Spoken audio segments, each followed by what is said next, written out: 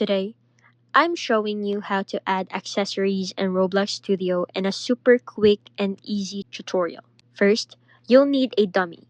I'm using an R15 dummy here. Open your toolbox, search for dummy, and grab whichever one you like. Make sure your workspace is open so you can see your rig. Use this exact script for the command to work.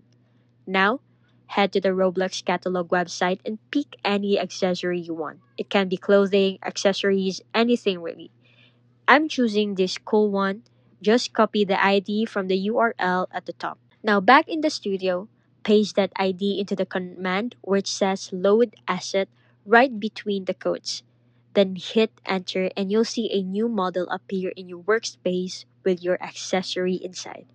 Before adding it, open the model, then open the accessory. Go to handle and scroll down to make sure locked is turned off. This is crucial. If it's locked, it won't work properly. Now, simply drag the accessory, not the model, directly onto your R15 dummy, and there you go. Easy as that.